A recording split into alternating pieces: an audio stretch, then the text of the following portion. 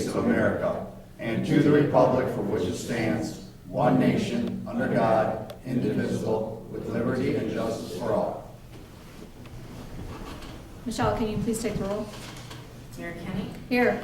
Councilmember Cody. Here. Councilmember Zelinski. Here. Councilmember Goodspeed. Here.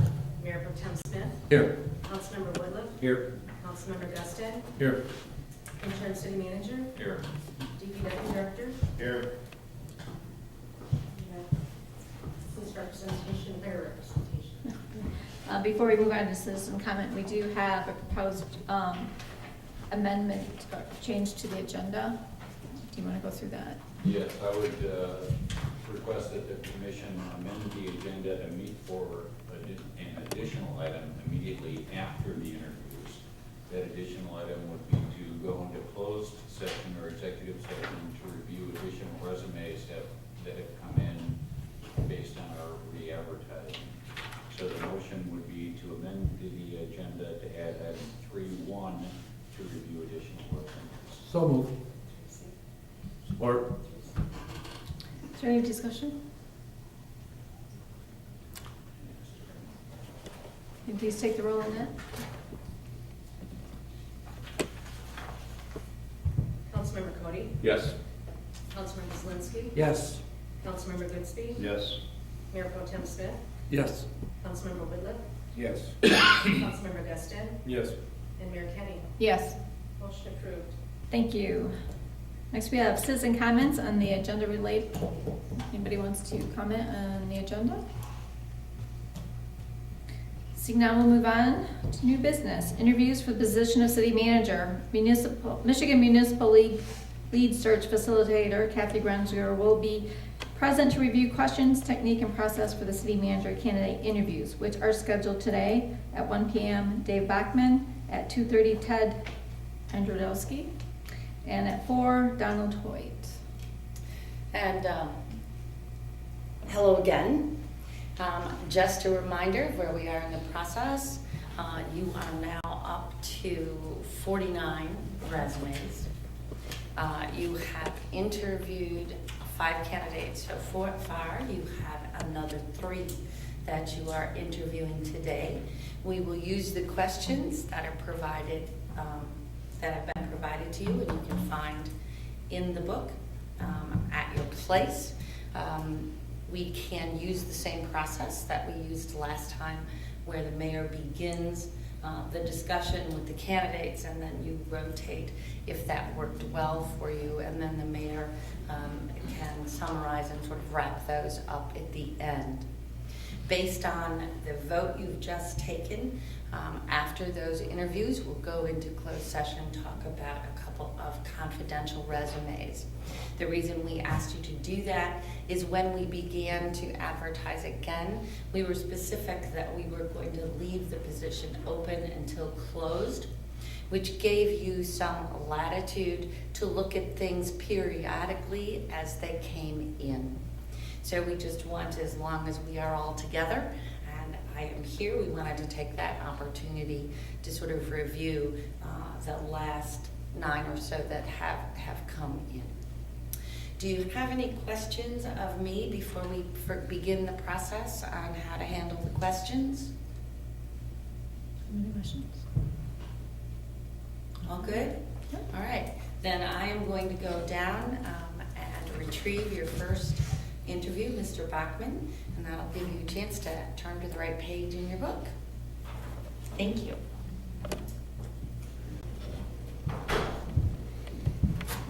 Ladies and gentlemen, this is Mr. Bachman. Recognize some of you. Okay. Good talk. I'm still rehabbing that right now. Yeah, I see that.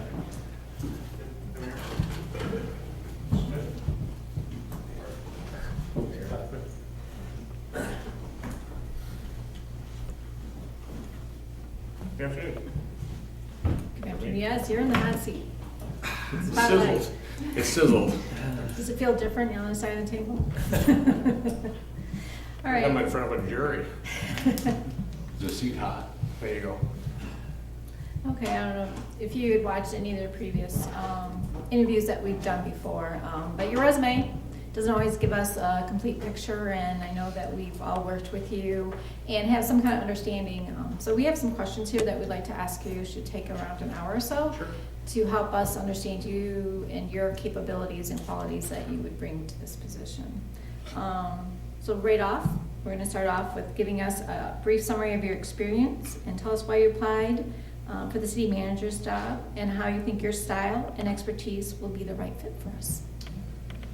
Well, some of my experiences, I was raised in Jackson, Michigan, one of 6 children. My father was a police officer, my mom was a nurse. Went to Catholic school through most of my life until I hit the 11th grade, and we got tired of paying tuition. We went over to public schools. My public servant, I guess, it was difficult for us. I got hired in Jackson at the city police department in 1973 as a police cadet. As a cadet, I learned the job, and I went to college, and I got an associate's degree, courtesy of the Jackson Police Department. In 1976, I was hired as a police officer. I went to work as a police officer, and I started back in college some point along in my career. During my career, I was promoted to a supervisor, and probably the highlight of my career in Jackson was I spent 7 years working narcotics and street-level drug enforcement. I started working that when crack cocaine first hit the streets, and the chief came to me and said, "I need someone to deal with the street drug problem. You're the guy, and your only restrictions are your imagination. Be as creative as you want, but we need to knock down street-level drug enforcement." I spent 7 years doing that, and during that time, we also worked violent crimes, homicides.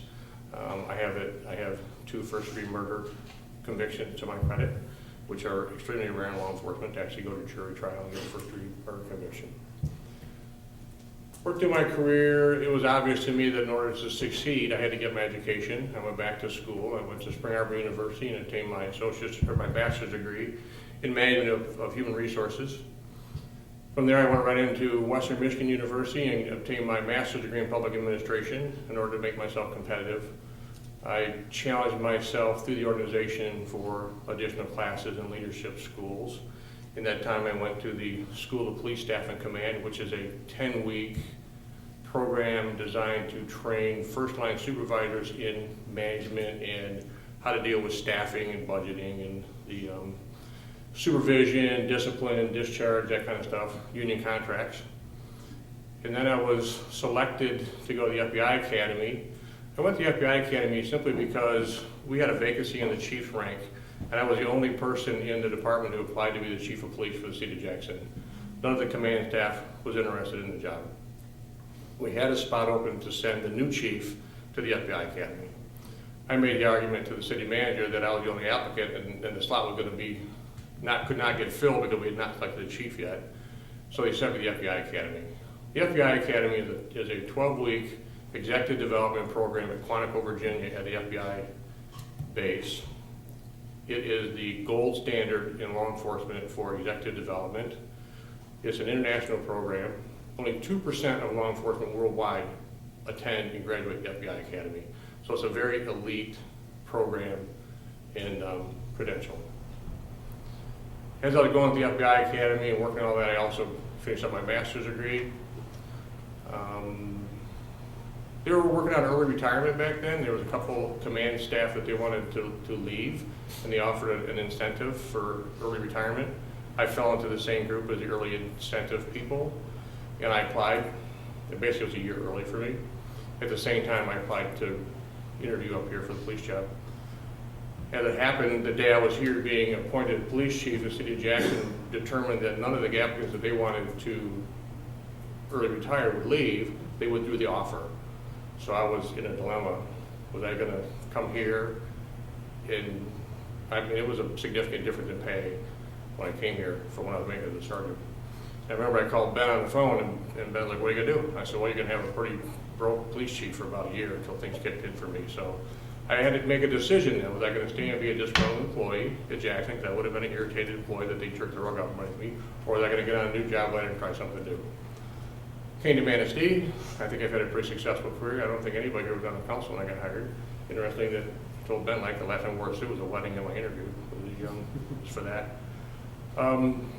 Dick Mack asked me then, "How am I going to be here? Is this a stepping stone for you? Are you just getting here so you can get a job as a police chief someplace else?" I said, "No. I'll be here as long as I think I can contribute to the city of Manistee, and I projected then that you probably want to get rid of me before I want to leave. As it happens, I'm still here. I've had a very good career. The city manager came to me, 3 or 4 years ago and said, we need a public safety director. Asked me if I'd be willing to take that task on. I kind of felt at the time it was, well, if you don't take it, somebody else is going to take it, and someone's not going to have a job at the end of the week, and I wasn't going to be the guy without a job. So of course I said, yeah, I'd love to take that job. And as you know, it was fairly controversial getting started. I went to fire school. It created a lot of grief in the fire department. The fire department, they had a lot of anxiety about me coming over there because I'm a pretty assertive guy, and they weren't sure which way it's going to go. At the time, maybe it's not well known, but I was not allowed to talk to the firefighters. I couldn't discuss with them what my thoughts were, and I couldn't discuss with them where the future was for us. So they were pretty apprehensive. And as it worked out, when the chief left and when we finally got done with Tim Smith being acting chief, the city made me public safety director, and I got a chance to talk to the guys over there. And Doug Dominic, who was probably easily the most controversial guy in the fire department, I sat down with Doug one-on-one. I said, Doug, what do you want to do here? He said, my goal is to survive. I want to survive. And I said, you know what? I want to thrive.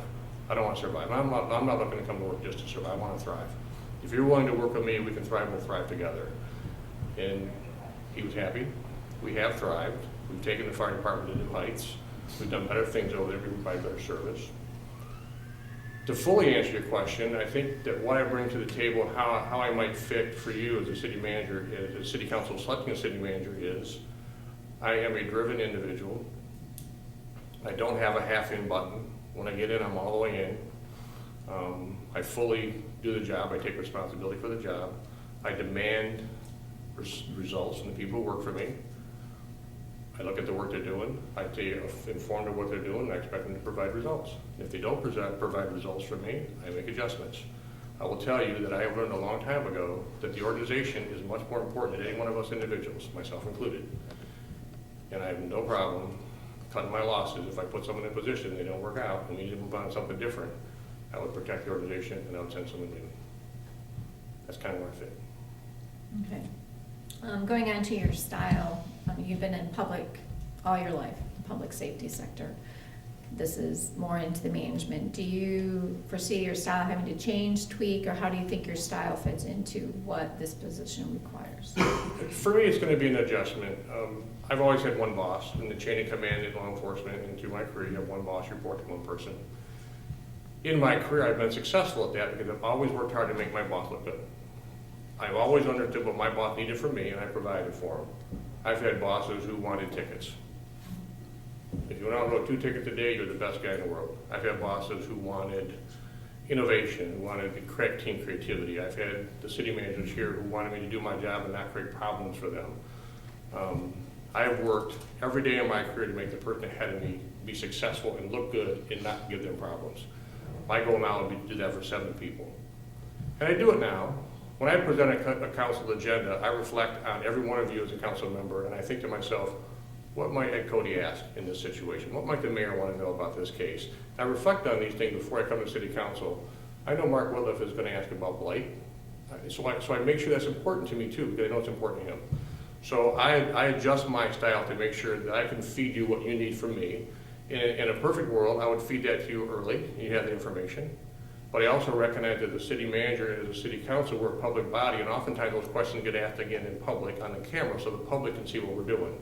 And I'm always prepared to answer those questions. So as a city manager, I would make sure, to my best of my ability, that I anticipate your need, and I would try to be as informed about topics as you are so I can answer a question. I have to, I wouldn't want to do that.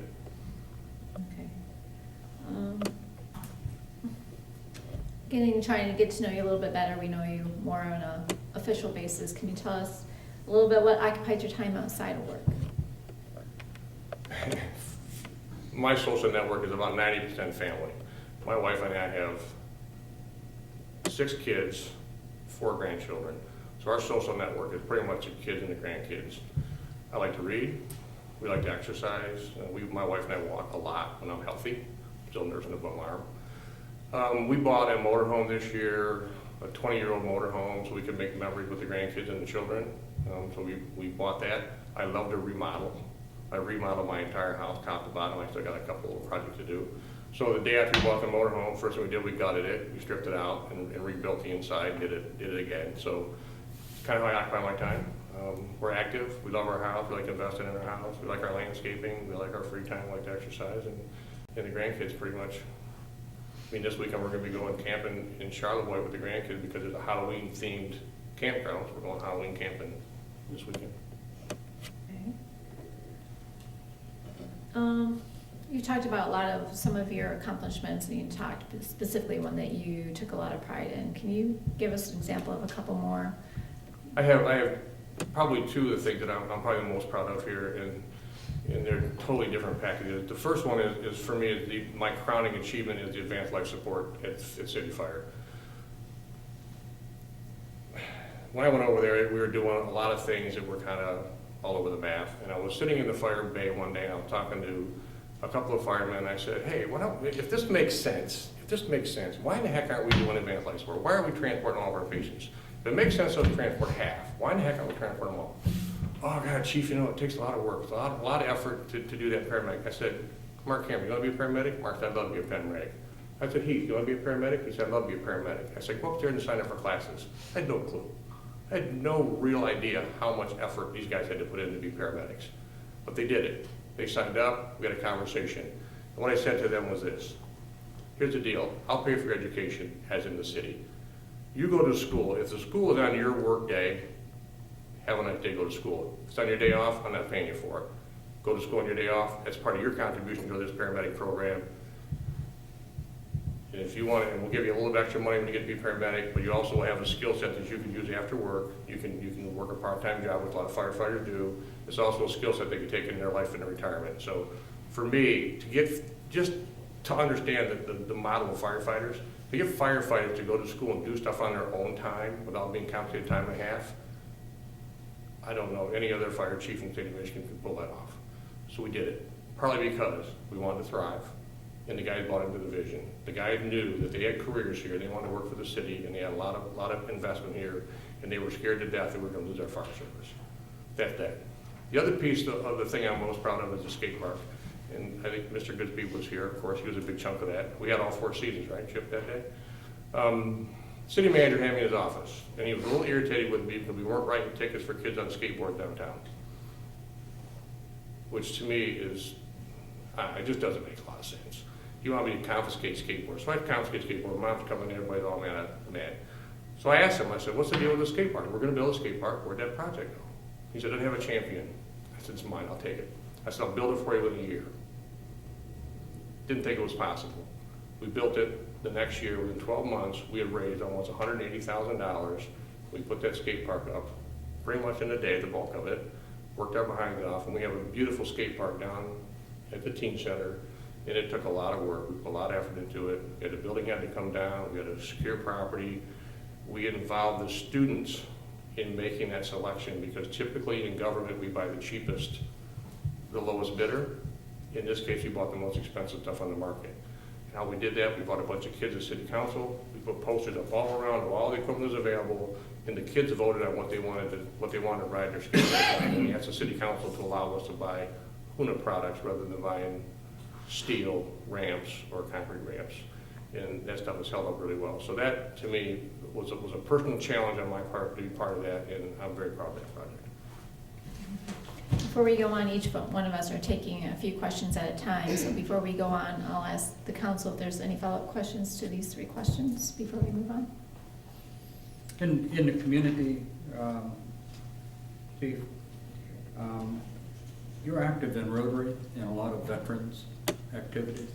I have been active in Rotary. I'm not active in Rotary right now. I was a charter member of the Sunrise Rotary Club. When it switched to joining the other club, went to a noon club, it became difficult for me with the fire service to be a Rotary member again. I'm still kind of on the fringes, but I'm not. I do a lot with the veterans simply because I have a lot of affection for veterans and what they do because both of my boys are veterans. I also have made an application to join the 100 Men Who Care program. We meet later on this month, so I expect to be part of that. And I'm involved in our church, and I'm active in the community. Thank you. Any other follow-up questions? Councilmember Cody. Hi, Dave. How you doing? Good, thank you. I got just a couple questions here. The first one is going to be, have you ever been terminated, asked to resign, or resigned before termination action? Tell us about it. I had a paper route. I was 11 years old until I was 16. When I got done with that, I started slinging pizzas at Andy's Pizza.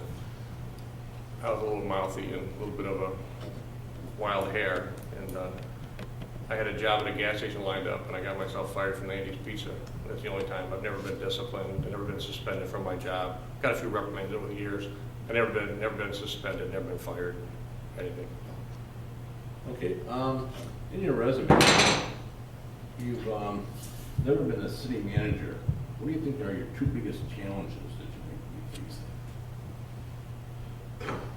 Well, clearly, as a city manager, we got the issue with the budget, and we got to finance roads and figure out a way to finance roads and do that within the constraints of the money that we have.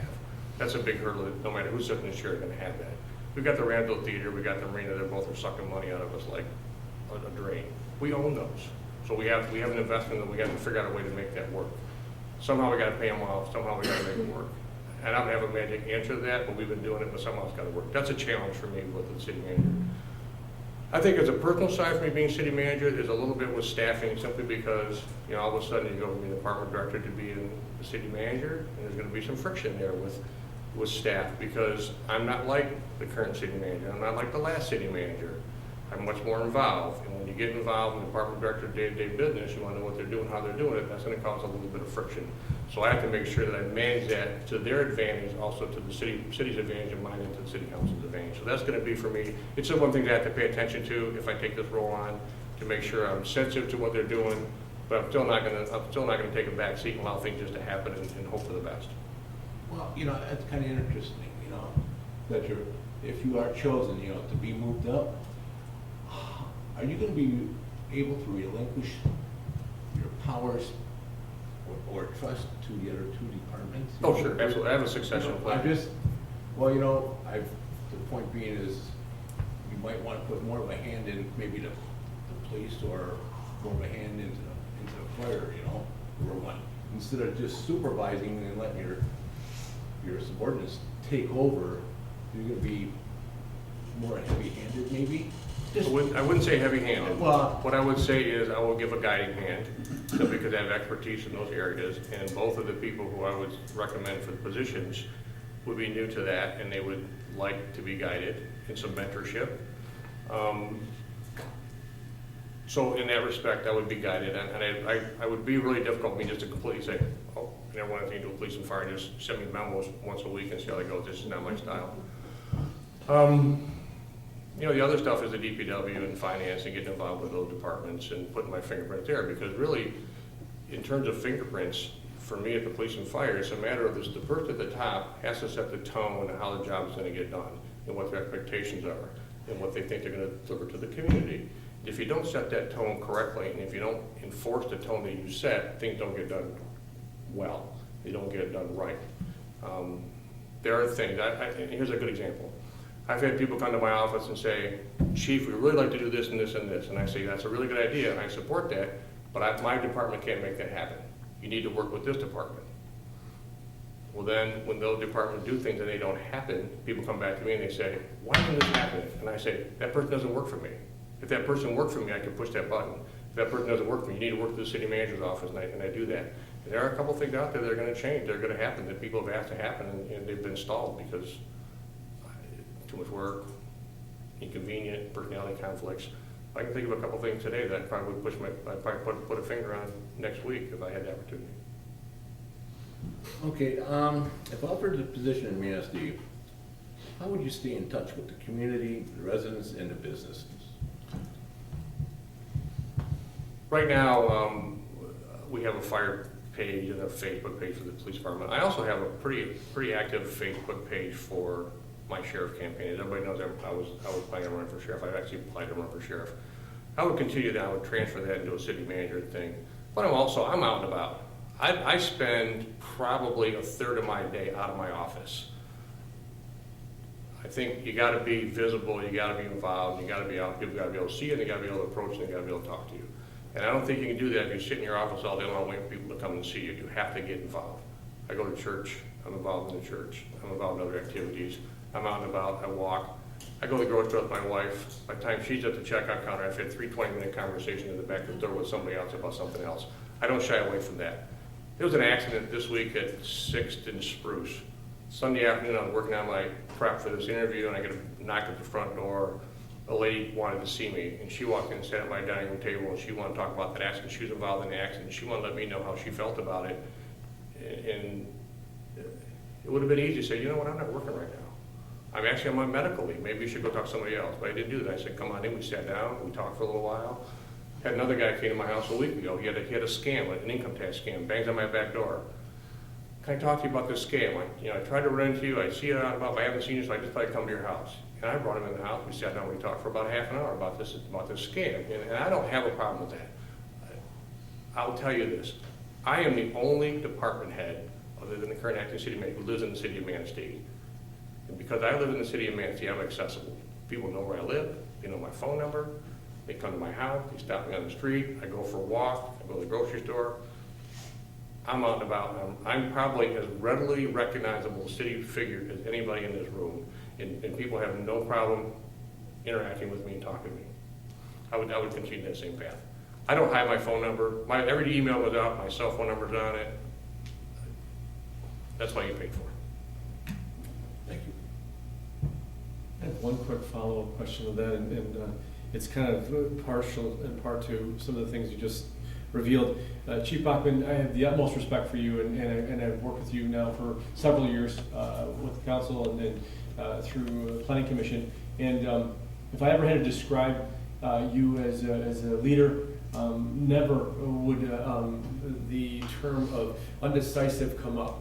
And it seems in this interim time where we're looking for a city manager, there have been your hat's in the ring, it's not in the ring. And can you explain to us a little bit to the community about that thought process and how we got to be sitting with you today?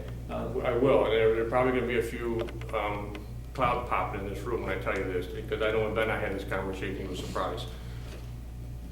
When we were going to do an interim city manager, I had some conversation with council members who want to know if it came up, would I be interested in serving? I said, absolutely, I would serve the community if asked.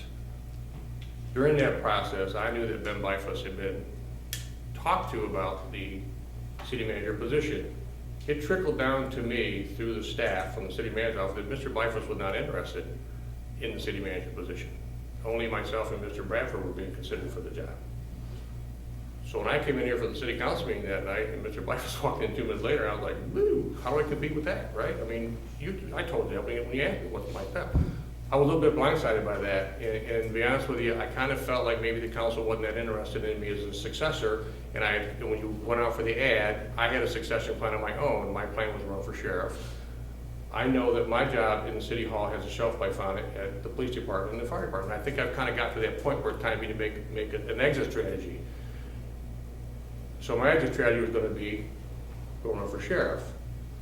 I assumed, as did all of you, that in this application process, you'd find an outstanding candidate that you'd want to hire, and someone would take this job, and people would be clamoring at the bit to get it. In the process, that didn't happen, and I think Mr. Whitler suggested that you should talk to him again, see if I was uninterested. So I was called. I think I just got out of surgery about 24 hours earlier. I was a little bit out of it when Ben called me, but I was absolutely flattered to be talked to about this job, to be considered for it. So I came in and said, sure, I would love to be considered for the job. And if this job pans out for me, I will withdraw my application and run for sheriff. Sheriff is a good fit for me. I think I could win that election. It gives me 4 years of guaranteed income and potentially two terms as sheriff.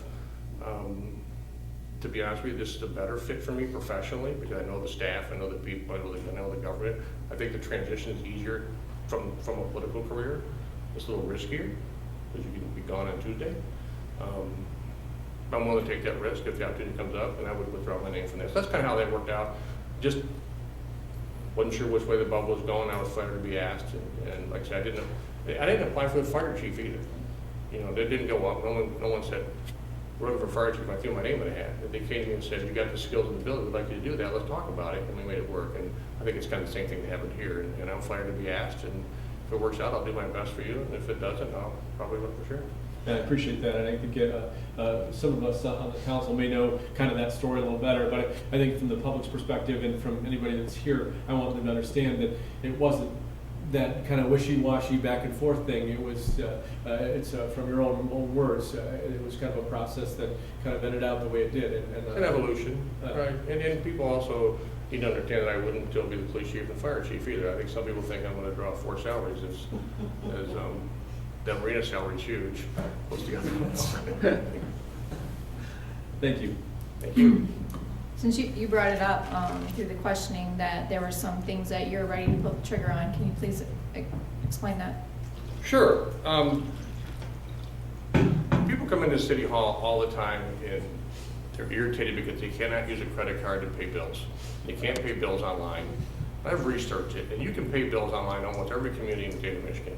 And I don't understand why we can't pay bills online with a credit card.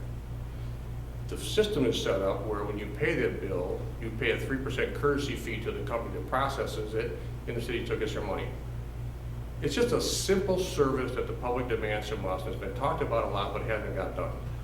I would direct the finance department to make the effort to make that happen, and I'd like to see that done by the first of the year. Second thing is, there were some very specific requests from the DDA to do some traffic management downtown. They wanted some arrows painted down the street, they wanted some signs. And for the life of me, I can't understand why it didn't get done. They've asked me, it's gone upstairs, it's gone back around, been bounced to the engineering office.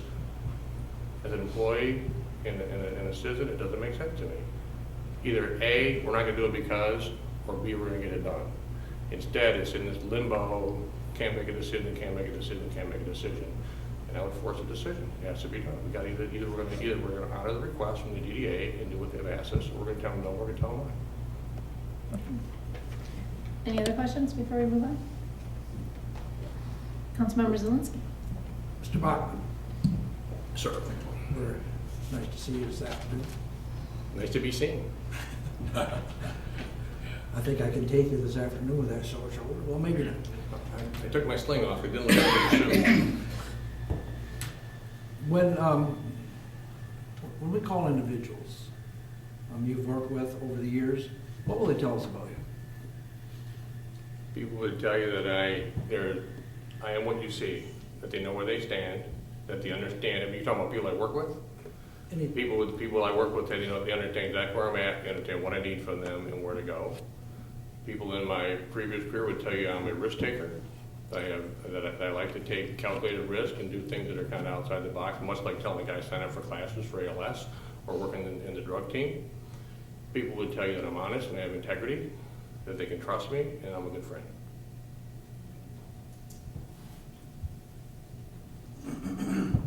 What do the first 3 months look like in Manistee for you? What would you? Hopefully they're not snow, and more snow. My first, my first 100 days on the job kind of a thing? Yeah. My number one challenge for me, if I got to be city manager, would be understanding what your expectations are of me, and I would work hard to understand that really, really quick. I need to know what your goals and objectives are for the city manager. I need to know how you want me to communicate with you. I need to know what your expectations of me on a daily basis. That would be priority one because I work for you. Number two would be assembling my executive staff and communicating my vision to the executive staff and how I want work done and what I expect from them. You know, beyond that, I don't have the same learning curve as somebody coming from the outside. I think I would like to be read in on the Filer Township Sewer Agreement and see where that's at. If that's something that is dead or not dead, I don't believe it's dead, but it isn't done yet either. If it's not done before I leave, I'd like to work on getting that finished. I need to be brought up to speed on the SAW grant as well and see where we're at with that and how those projects play into the city. I've never met, and I don't think a lot of our employees have met the new guy in the water and sewer department. I've heard about him, but I don't know who he is. Don't have contact information for him yet. I guess I need to get a handle on who he is and what he's about as an employee of the city of Manistee. And then, you know, we got a budget coming up, January budget time, and we got to do snow removal. And for me, I'm always trying to be out ahead of things. So the next season, I'm going to be talking to Jeff McCullough, how we fit for snowplow, how we fix for salt, how we pick, what's our plan for plowing streets. Are we still going to stick with the snow plowing plan that we have?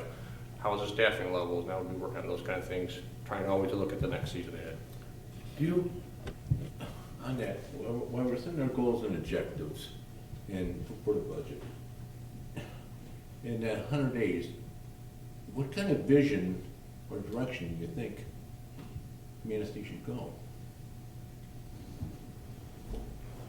Be more specific for me if you would. Well, okay, well, you know most of the staff and all that, so you should fit in rather quickly, I would. And sitting there while you're meeting everybody and setting out goals and objectives, our goals and objectives, you also have a vision. I do. And I guess that's what my question is. My vision for our employees and for our working group is all about pride. I think we need to reinstill a sense of pride and a sense of can-do on behalf of our employees. I look at things, I know that when we're gonna do economic development, people look at our community and they see basically how are we dressed and what do we look like. And if they come into this town and they see stuff that's not taken care of, that we're not attentive to detail, and I'll tell you detail, when you leave this building today, look at the corner across the street where the stop sign is at. We have a corner, we put pavers in, it is packed full of weeds. I mean, packed full of weeds. And every day, our staff, our DPW, our parks people, they park their red trucks at that corner and nobody sees the details of that little bit of crap on that corner. Everybody in the city should see it, and everybody should know it's their responsibility, and everybody should be taking care of it. It should never happen. Every truck, if I was DPW director, should have a spray can with weed be gone in it or something, because there's stuff, it's simple stuff, it's detail stuff. When I was a cop, working the road, I made a career out of myself, because all I did was, I dealt with the stuff that fell down in front of me. So if I'm driving down the street and somebody's speeding, I stop and run them a ticket. Drunk driver, I took them to jail. Other people in my career would wait for what I called the bigger, better deal. They wanted to wait till they take someone to jail. They wanted to wait till they got a guy with a gun or a guy with dope. By the end of the day, they got nothing done. For me, I'd have 10 things done a day. You know, a lot of times, the little things lead to bigger things. So that was how I did my career. And I'd like to instill that same sense of pride in the employees who work here. I sat in the parks one day. There was a big limb laying on the grass. I saw 6 DPW trucks drive by. Now, one guy in the DPW truck stopped, picked that limb up or shredded it. And I asked, why don't you pick that up? No one told me to. So we got employees in some of these departments who think they only can do what they're told to do. They're not allowed to think for themselves. They're not allowed to make decisions. And we have to empower. I learned from Chief Rice to push organizational decisions as far as you can in the organization to the people who do the work every day. Let those people make decisions because they're probably the closest to the problem and can make decisions. I remember Jack Garber. He used to drive me nuts. Jack, get out of bed in the snowstorm.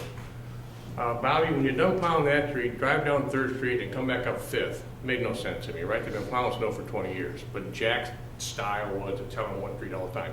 If Jack didn't tell him to drive down 5th Street didn't get plowed. Now they got routes, they understand their organization, they understand their job. But there are still people in this department, in this organization, my department too probably, who don't deal with the stuff that come up. They don't have that sense of pride. I love the button when Northwest Bank come out and I can do that. That's what everyone else should be wearing. I can do that. I see those weeds, I can do that. I should be able to take care of that. I should be able to have some impact on that. And the city manager, I can. And department should take the same sense of pride. And if our department heads don't take the same sense of pride in this organization as you want them to have in it, then we got a problem. And part of that is because we don't live in town anymore. You know, if I live out and about and I don't recreate in the city, I don't walk the Riverwalk, our Riverwalk has got poison ivy, it's got heaving, it's got broken boards that required maintenance. We got beaches that require maintenance. In my vision, I would assign someone, if I was in that department, I would say, so-and-so, your job today, every day is your job is the Riverwalk.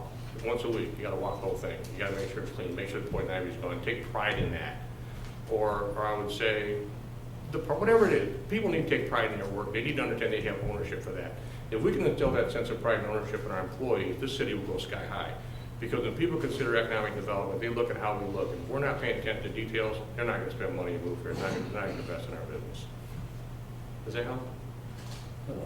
Thanks. I have one more question. Sure. It's kind of a 2-part question. It's kind of on the other side of what you've been talking about. What do you see in Manistee that sets us apart from other places you've worked? And what particular skills, talents, or experiences do you have that will make your tenure here successful? What we have is we have small town values. that I enjoy. We have small town values that we take, that we're not looking to be a major metropolis. We're not looking to be Traverse City. I think people take pride in the fact that we have, our citizens take pride in the fact that we have a small town and we have small town values and it's safe. Typically, we've had problems lately, but I think our historic buildings and our historic history in the lumber sets us apart from other communities. We have the natural beauty of the beaches and the forests. When you look at communities that are successful, they tend to identify those areas where they're unique and they capitalize on them and they market those. When I travel someplace to go on vacation, I want to go someplace different. And if everything was the same, I wouldn't go there anymore. You know, you just wouldn't do it. So if our town was the same as cookie cutter, the next town just doesn't draw. So I think those features there are what we need to look at and market. And I'm probably getting off track of your question. And what I bring to the table that would help me be successful is two things. One is I'm invested here. The success of this town is the success of me. My wife and I have already put in our will that our house goes to our children, and it goes to their children's children over time when we're gone. Our hope is that our family for generations to come would want to come back to our house on Spruce Street and vacation because Mansfield is a great place. I want to make sure that our property values stay up, that people want to invest in here, and that it's safe.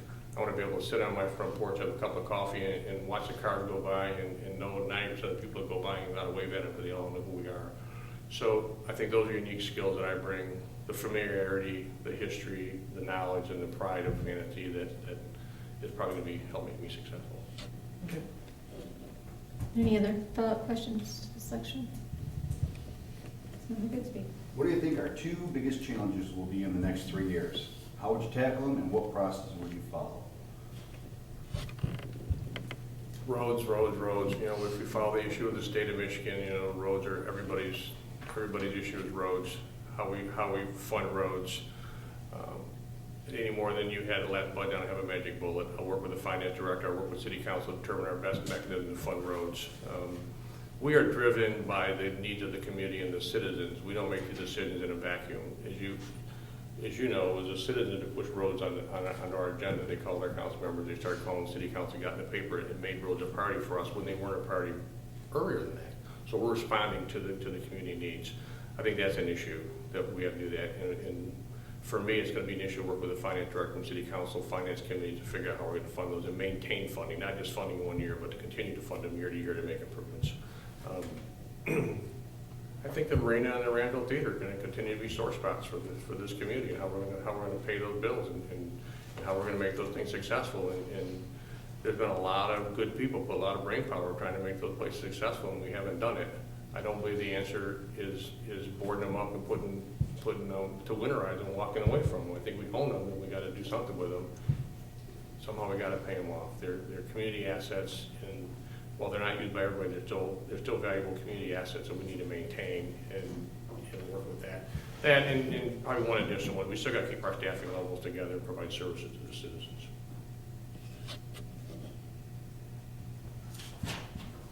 Okay.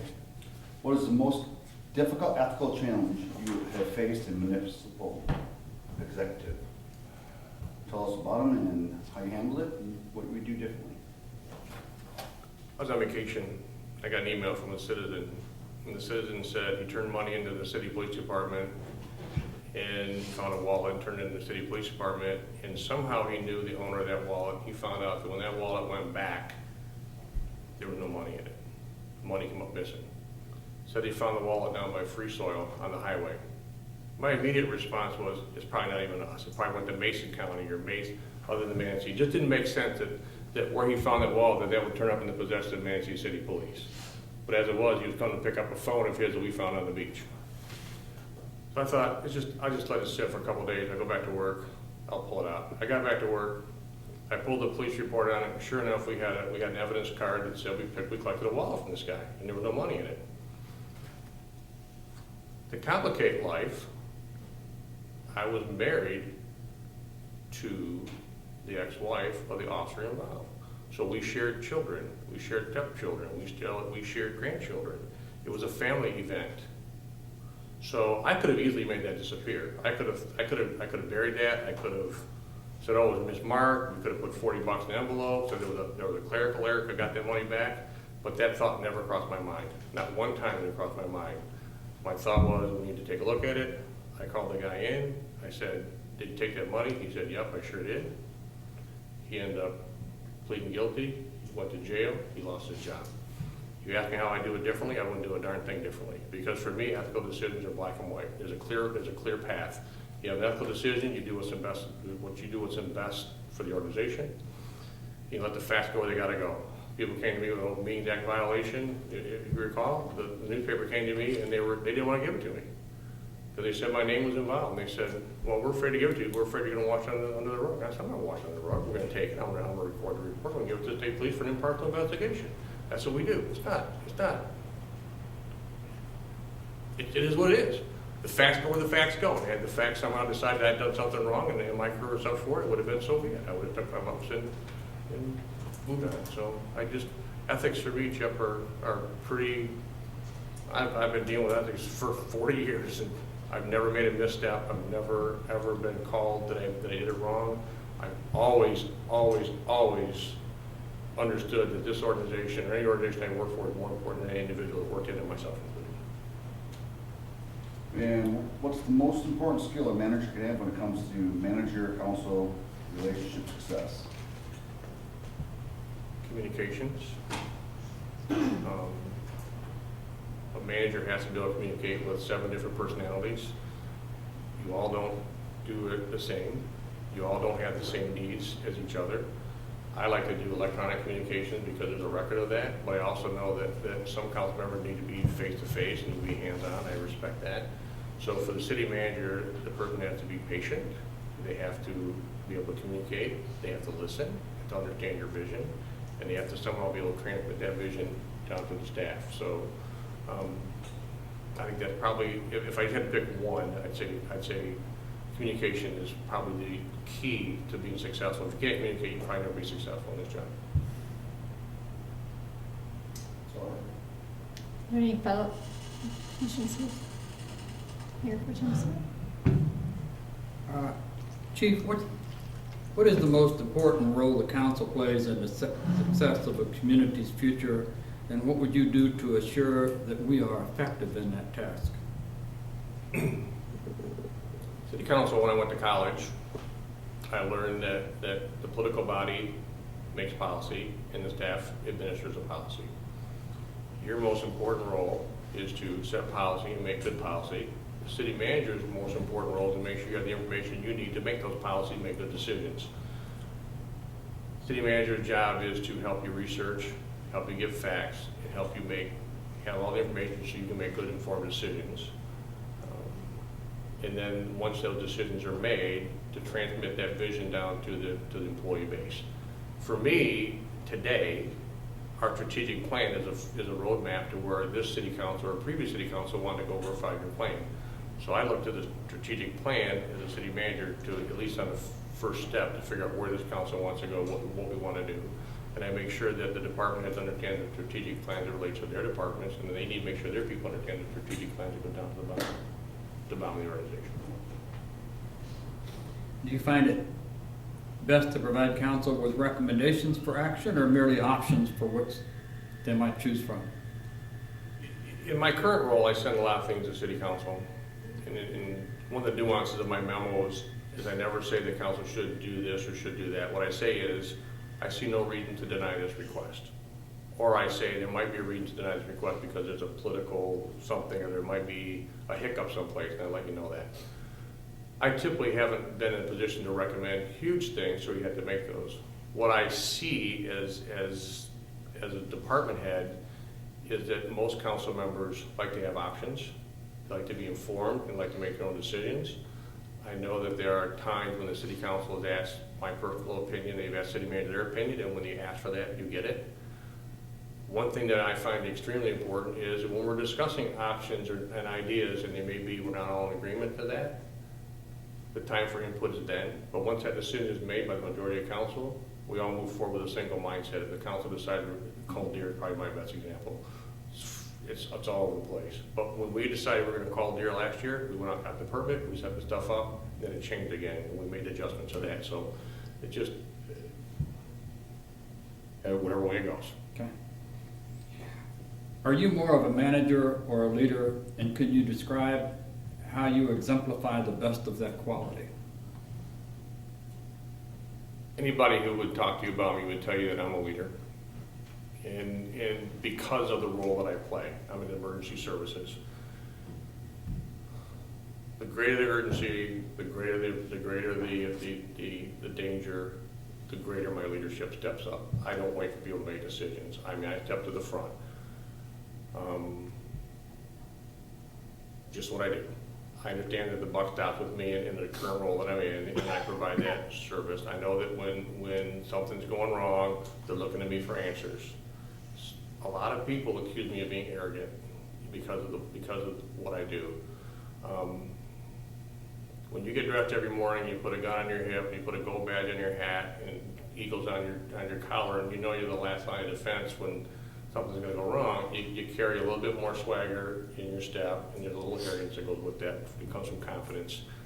I remember at the school we had that bomb threat. I don't know if you all remember that. It was, somebody sent a bomb threat. Every kid in school was going to kill them all. And my phone blew up. My daughter's like, "Oh my God, Dad, whatever you do, please be careful, please be careful." And the principal's like, you gotta go to Principal so-and-so's house, check for a bomb. I had no idea what was going on. The time I got to the school, it was in chaos. I walked in the room and there were like 8 kids who were intimately involved in this event. They were named specifically. And one of the kids said, "Oh, thank God, Mr. Bachman's here. It's gonna be okay. We're gonna be okay. Mr. Bachman's here." And I can tell you, I walked a little taller that day. People expect leadership from people in the role that I'm in. Management is a little different for me. I take management as details, and you know, a good manager for me is the guy that can tell you how many hours sick time you got in the books, how many bucks an hour you're making, how much vacation time you got. I really tend to shy away from that. You know, I like a lot of information. I like to make decisions. I like to be informed. I like the people that have a job to do the job that they're expected to do. I like to be kept in the loop. I don't like surprises.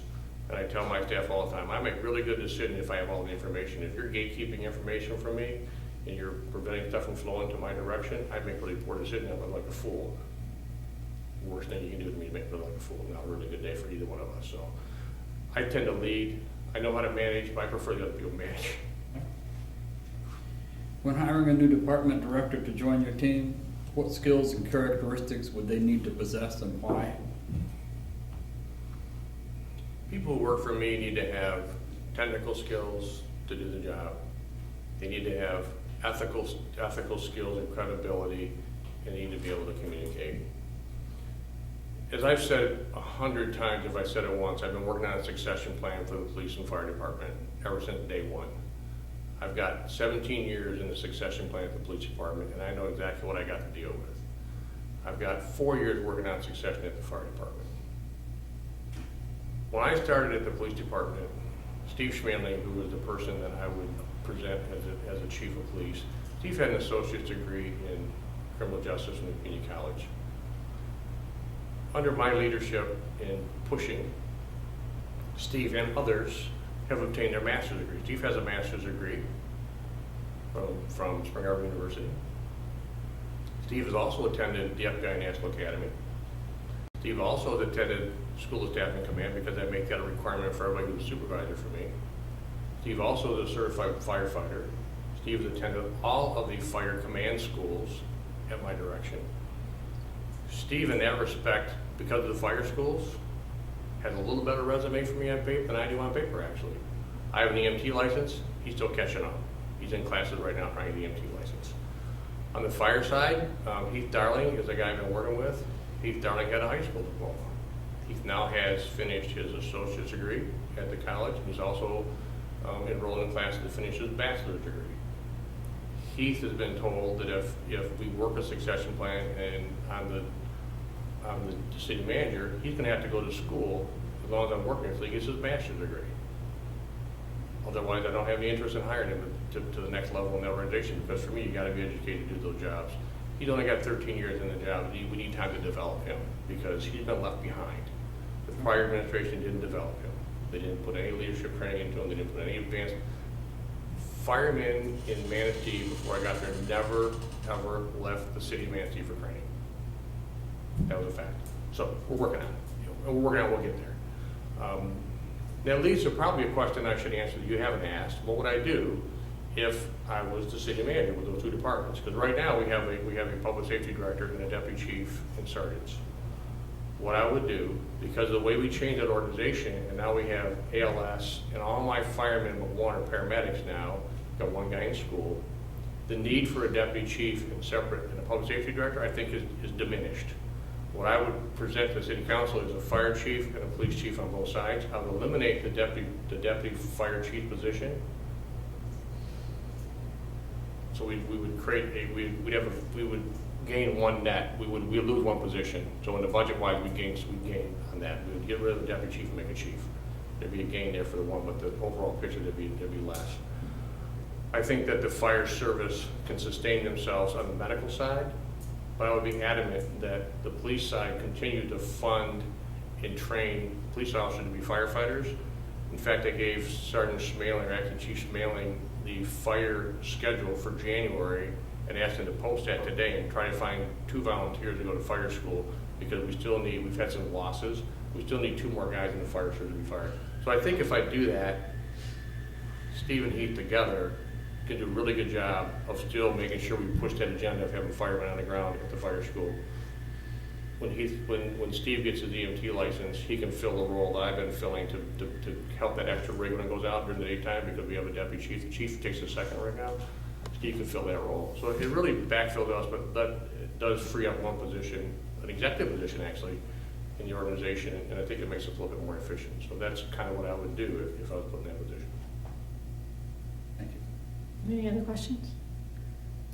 I have a couple before we move on. When talking about leadership, you talked about how you brought your departments up and got more schooling, but do you equate leadership with schooling? No, absolutely not. No. I equate leadership with motivation and getting people to do the best they can and getting the best out of themselves that they can get. I equate leadership with taking employees who want to succeed and not being satisfied with the status quo and ask them to challenge themselves. If they want to succeed to the next level, they have to do things themselves to get better. And if someone doesn't lead them and challenge them to do that, it isn't going to happen. And we would do like we did when I came. You bring somebody in from the outside and things would be different. So to me, leadership is all about motivation, employee recognition, challenging them, taking them to different heights.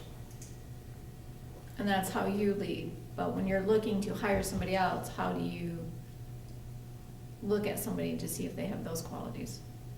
There are always minimum standards when you hire someone for an executive position, and I would make sure that person had that. And then once you select that person, there's a lot of people in the world that have that minimum credential.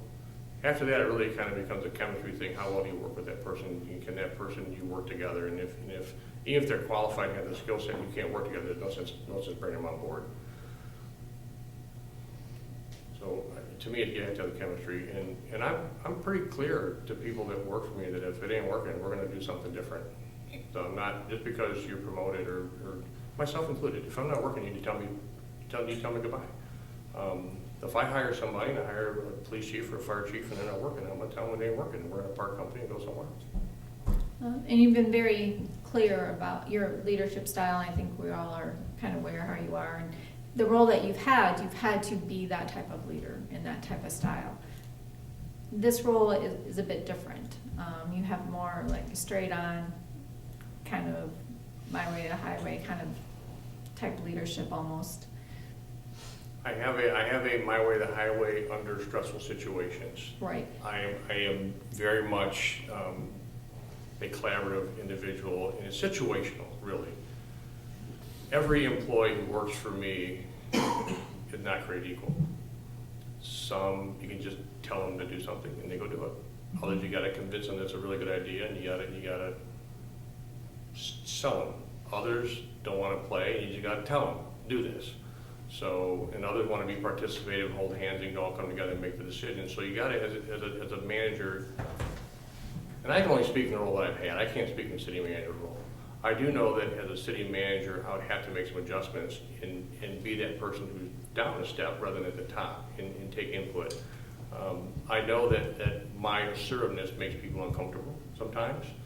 And normally that's people who don't know me very well, and once they get to know me, they will understand that it's not all bad. I'm happy to say, hey, you're not as big a jerk as I thought you were. So I can adjust. There's a certain amount of inner peace that comes in life when you get to the point in your life where I'm at in my career. I have achieved a ton of goals.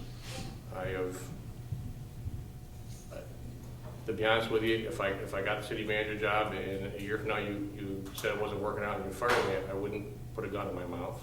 I wouldn't be devastated. I would thank you for the opportunity that I had to work here, and I would move on. I wouldn't leave in sour grapes. There's nothing that we can do that would leave me here with a bad taste in my mouth, because I've had such a good experience here. So hopefully I can make that transition, and if I don't, you probably need to let me know what I need to do different, and I would make adjustments. Okay. Thank you. Councilmember Miller. Good afternoon, Mr. Bachman. I just have 3 questions for you. Excuse me. The first one, getting to a collaborative agreement on contentious issues is always difficult. Some municipalities,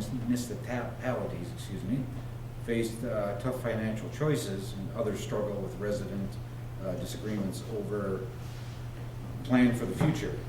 Walk us through a time when you faced particularly divisive problems, and tell us the process you used to get the parties to yes. The easiest answer to me has to do with contract negotiations and dealing with different unions. Every one of our unions presents themselves in a different light. We've had some really, really contentious union negotiations, particularly in the last year, when Mr. Bifus and I were at the table together, to the point where we really struggled to understand even where the request came from. It would have been easy for us to go to mediation, go to arbitration, and just not deal with it. I use my influence with the members of the union to talk them through what we see on the city side and how we do things, and let them understand what we can and can't sell to city council and what makes sense. And at the end of the day, we brought them back to the table, and we were able to settle contracts in about 2 meetings that were mutually agreeable, and everybody walked away happy. So the issue was walking away and not feeling like you've been shafted by the administration. So that's one. I think early on in my career, I reflect back on one event. I had a guy working for me who it really was going to be a decision who was going to run the department, me or this person. And this person had a very strong personality and was pretty much trying to walk all over me. And he had the loyalty and friendship of the staff, and it really was a struggle who was going to be in charge. And as it worked out, he retired. We had some conversations. He retired. And I let him know it was going to be my organization, not his. And we moved on. And we parted friends. Again, we parted friends. Contentious issues come up a lot in police and fire work. I've never, ever had to bring a union issue or an employee issue to the city council. I have fired a number of my employees. I have accepted the resignation of a number of my employees. We've never gone to an arbitration. We've never had a grievance filed that would challenge those things. In my career here, we've had 1 lawsuit against the city police department because we were involved in an automobile accident that we settled. So I tend to deal with contentious issues pretty straight on, and for me, I let the facts go where the facts are. I'm open and I'm honest, and I tell them what it is, and I tell them what card they have to play. And I'm a lousy poker player. And I got 4 jacks. I don't know what you guys got. How's it work? You know. So I'm pretty upfront. And if they're asking for $10,000 because they got a good smile this week, and I can't give them $10,000. I'll tell them I can't give you $10,000. It isn't going to happen. And We can argue it all day long, but at the end of the day, I can't give you $10,000. But I will allow them to negotiate and work that through. So that's pretty much how I deal. I mean, citizens come into my office all the time, they're upset, and I deal with them, and it's pretty much the facts are the facts. Thank you.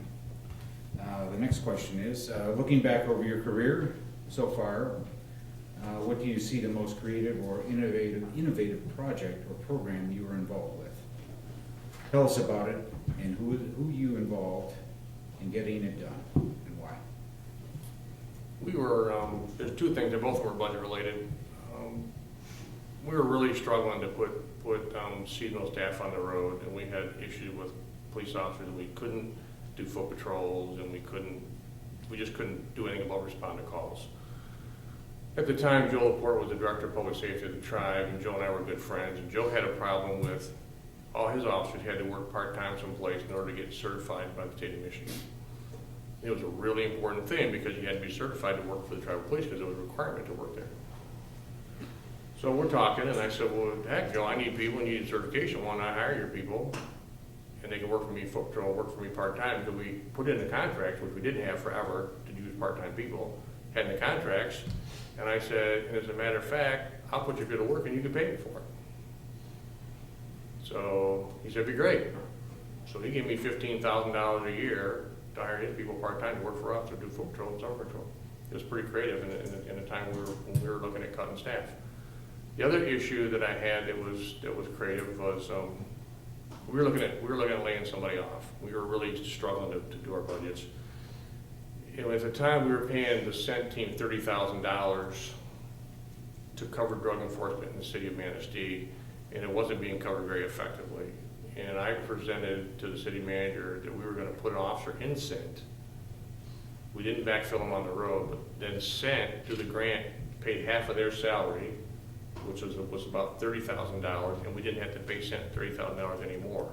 To us, it felt like a $60,000 net gain, and we're able to keep an employee employed rather than laying them off, although we lost a position at the bottom that we filled back in with the part-time guy. So those two things kind of went hand in hand, and those were creative solutions to the budget issue that helped us keep our staff working and not lay anybody off. Thank you. Last one. Every Michigan community has faced financial difficulties over the last decade. When you look at our budget and forecast into the next couple of years, what do you see?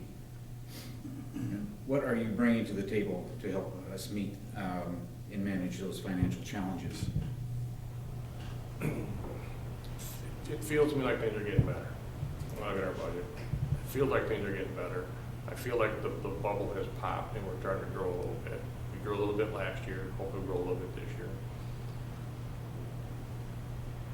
If you drive down any street in town, you'll see for sale signs on houses, and about 2/3 of them say sold. One of my officers bought a house the other day. It was on the market for about 15 minutes, and he put a full price offer on the house. So it says to me things are getting better. Things are getting better. People would argue that in our economic times that the Manistee is dying and things aren't happening, but I see things happening that people just don't want to recognize. Meyer's no fluke. The Lays came in the other day. They're building a business downtown. They can put a sound recording studio. They got a pizza parlor. The movie theater was huge. The movie theater provided an economic incentive for anybody who wanted to be downtown. Because people are downtown all the time now. It really was a massive project. It was huge.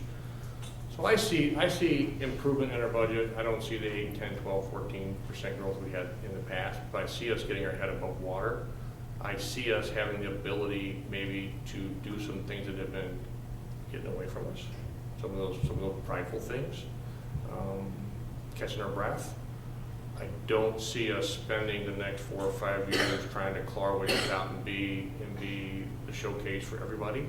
I think we need to get our game back together and spend the next 4 or 5 years refining our act and make sure we're doing the best things that we're doing. We need to do them well and continue to do them well for our citizens. That's kind of how I see it. Thank you. Any follow-up? Councilmember Gustin? Manistee, the city of Manistee is not an island. And part of your Sorry, job. not what? It's not an island. No, it's not. When is the last day? And part of the responsibility of the city manager will be working with other governments around the community. So tell us what intergovernmental or regional cooperation efforts you've championed in the past, and how did you measure their effectiveness?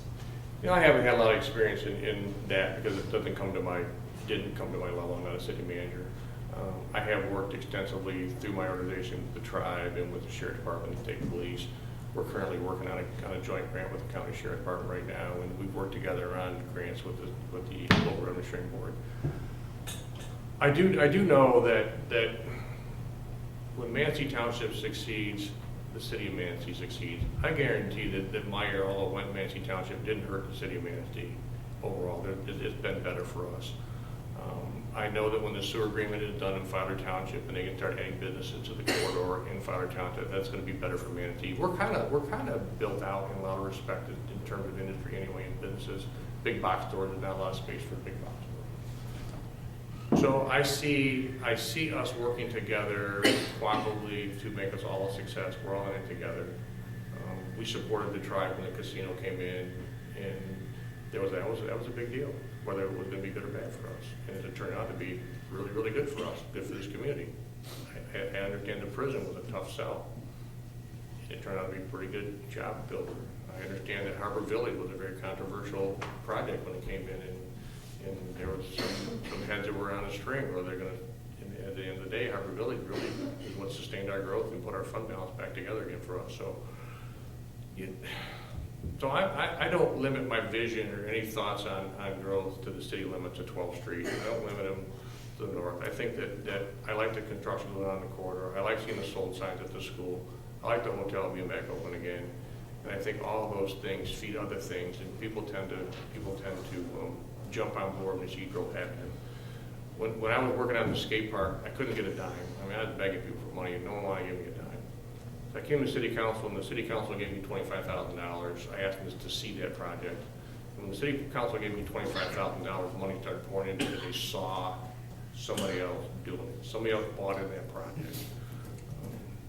My house. I wanted to do some remodeling in my house. I wanted to put a lot of money into it. And I thought, well, I'd feel a lot better if the guy across the street put $100,000 in his house before I put $50,000 in mine. When somebody bought that house and they rehabbed it, it's a seasonal home, and I feel better that my values are going to maintain. So I don't know if I answered your question as clearly as you wanted answered, but we're all in this together. None of us are an island. We don't do this by ourselves, and if we don't all grow together, then someone's going to get choked out. And even your experience, not necessarily from a municipality perspective, but you interact with other agencies from a law enforcement perspective, sheriff, state, the county. And so, those are relatable experiences. There are different budgets and different order of responsibilities, but law enforcement's law enforcement. We still need to work cooperatively, interdepartmentally. So those are. Yeah, and if one of us fails, we all go down. I mean, I tell my guys on the street, I don't care what the politics are. When someone needs assistance, we got to help.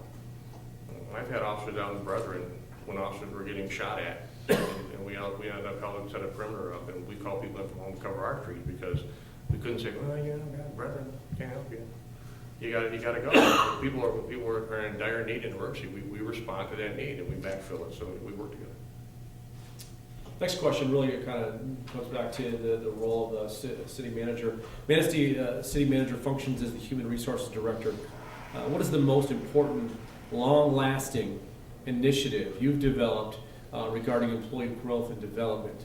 And tell me what measures you use to judge that success.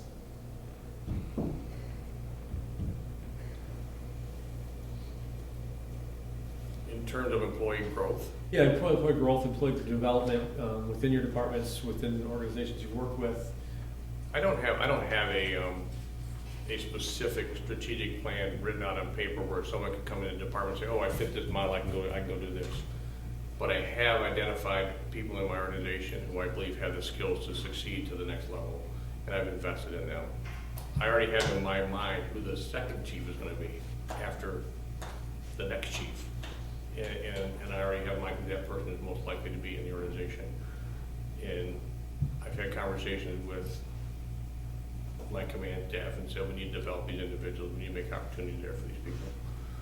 So first and foremost, I think anybody who's in the role that I'm in has to make sure that there's people to fill that role if I drop over dead tomorrow. Seamless. Someone got to step up.